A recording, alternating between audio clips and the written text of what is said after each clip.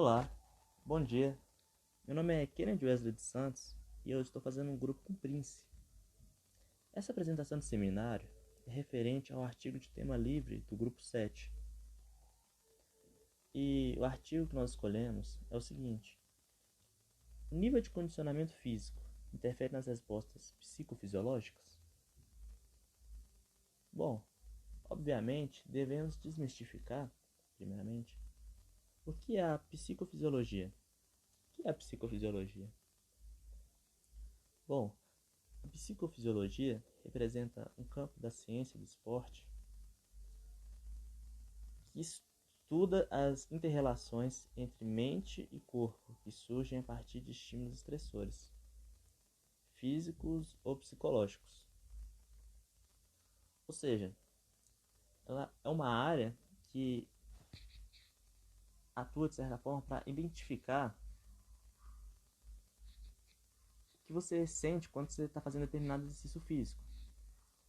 Ou seja, se você está cansando muito, se você está sentindo sede ou outras formas de desgaste do corpo.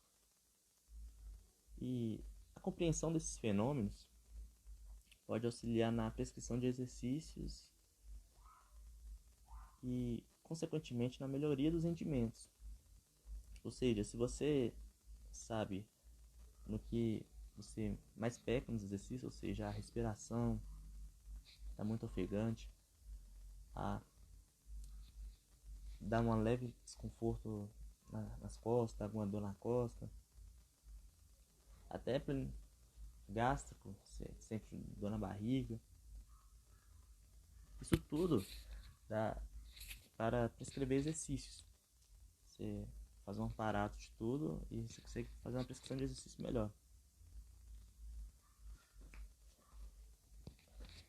Ou seja, a psicofisiologia é uma tentativa da ciência de tentar entregar conhecimentos provenientes de diferentes áreas para promover uma explicação mais completa dos fenômenos que ocorrem durante o exercício físico. Ou seja, ela busca integrar tudo o que acontece no nosso físico para que nós tenhamos o conhecimento e possivelmente conseguimos melhorar naquilo que provavelmente está prejudicando. Bom, e a psicofisiologia tem muitos mecanismos. E um desses mecanismos para ajudar no diagnóstico é a percepção subjetiva de esforço, a PSE. Bom, a percepção subjetiva de esforço, como o próprio nome diz, é a percepção que o indivíduo tem de esforço que ele está fazendo em determinado exercício físico. Ou seja, como está aqui ilustrado na escala, muito leve, um pouco pesado, pesado, muito pesado, extremamente pesado. Ou seja, o indivíduo consegue identificar como o exercício está para ele. Se dá para fazer exercício, não dá, tem que ter mais força, tem que ter menos força.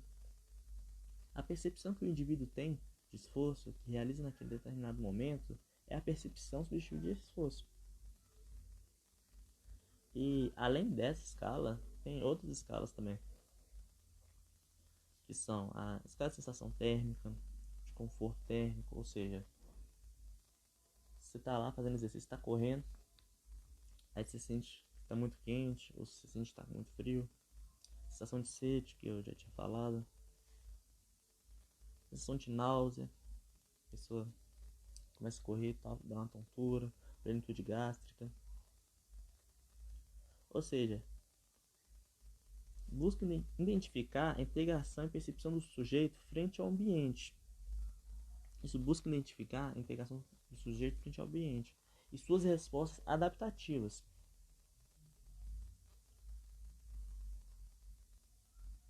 E um grande exemplo disso é quando a pessoa está lá correndo, ela sente sede.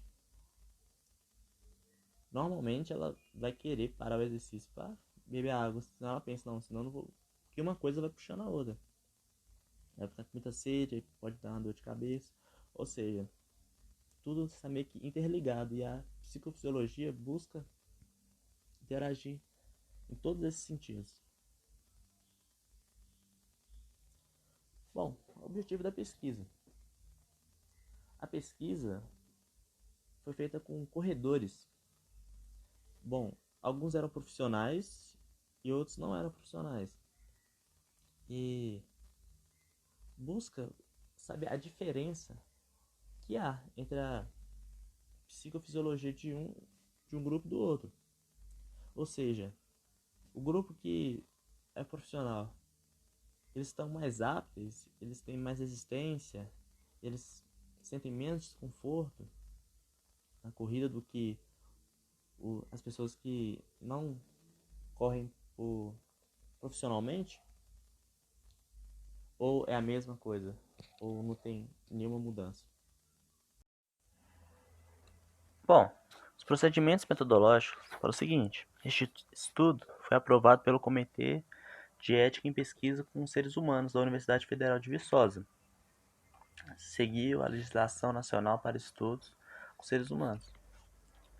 E a divulgação foi no âmbito universitário, militar, academias de ginástica e clubes de corrida. Agora, já a parte dos selecionados receberam esclarecimentos sobre os procedimentos que seriam usados. Ou seja, o que eles iriam ter que fazer, como que eles iriam ser aprovados. E, em seguida, eles assinaram um termo de consentimento livre e esclarecido. Ou seja, tirando qualquer responsabilidade de algum erro. Agora eu vou falar um pouco sobre a avaliação dos colaboradores do estudo. Quantos participaram, seleção dos participantes, quais foram os critérios para a participação na pesquisa. Enfim, foram avaliados 30 indivíduos, sexo masculino, 15 atletas corredores profissionais e 15 indivíduos que não são profissionais, praticantes regulares de atividade aeróbica. Para auxiliar em parte da homogeneidade da amostra, na composição dos grupos foram considerados como critério de inclusão gerais: não ter comprometimento renal ou qualquer comorbidade, não ser consumidor de fármaco de ação diurética, apresentar resposta negativa em todas as perguntas do questionário. Bom, além desses critérios mencionados, foram considerados ainda para o grupo dos corredores de fundo, que são os profissionais, ter consumo máximo de oxigênio. Quanto ao grupo dos ativos não atletas, foram considerados fazer exercício de caráter não competitivo no mínimo 150 minutos por semana e apresentar boa taxa de respiração. Os atletas tinham média de 25 a 27 anos, os profissionais, os ativos. E os outros tinham de 23 a 25. Ambos os grupos foram caracterizados como assintomáticos e aparentemente saudáveis. Ou seja,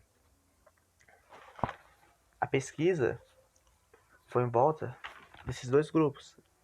E como eu tinha falado lá no início, vai ser a diferenciação de percepção subjetiva de esforço entre os dois. Ou seja, quem sente mais sede, quem dá náusea, quem tem desconforto físico, a temperatura se varia nos dois ou não. Esses pontos focais que estão sendo avaliados. E nesse sentido, é até interessante o resultado que vai dar. Mas bom, continuando.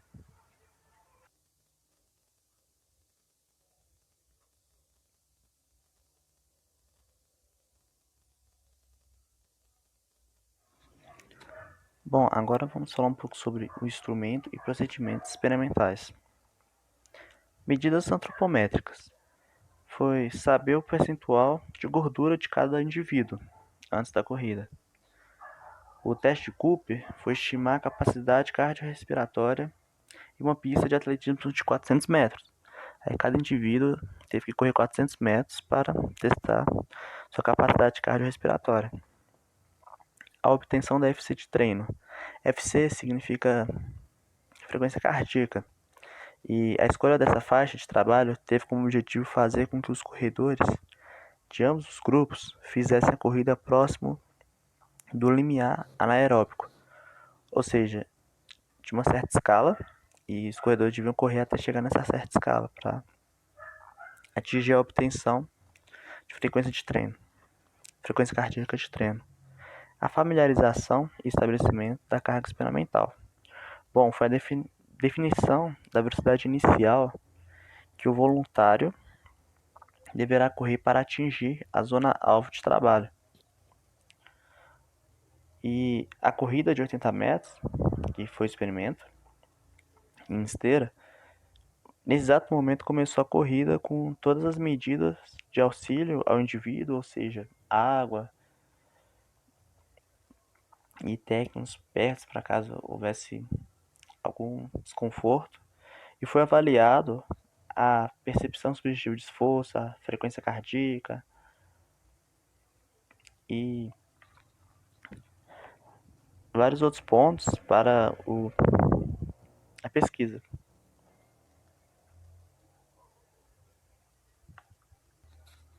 E agora o Prince vai falar um pouco sobre os resultados que teve a pesquisa e também vai falar um pouco sobre a conclusão, o que aconteceu. Aí vou passar para ele agora.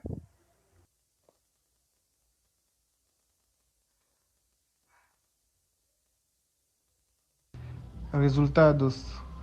Na tabela 1 são apresentadas as características dos grupos de avaliados. Na figura 1, mais embaixo, é apresentado o comportamento da FC durante o teste. A figura 2 e a tabela 2 apresentam o comportamento da PSE ao longo dos 80 minutos de atividade. Os 5 demais parâmetros subjetivos avaliados também são apresentados na tabela 2. E para concluir, o nível de condicionamento não interferiu na maioria das respostas fisiológicas entre os grupos. O CT diferenciou-se significativamente entre os grupos a partir dos 50 minutos de exercício. Os não atletas sentiram-se menos confortáveis. A PSE apresentou diferença estatisticamente significante a partir da metade do exercício. Os não atletas perceberam mais o esforço despendido. Muito obrigado.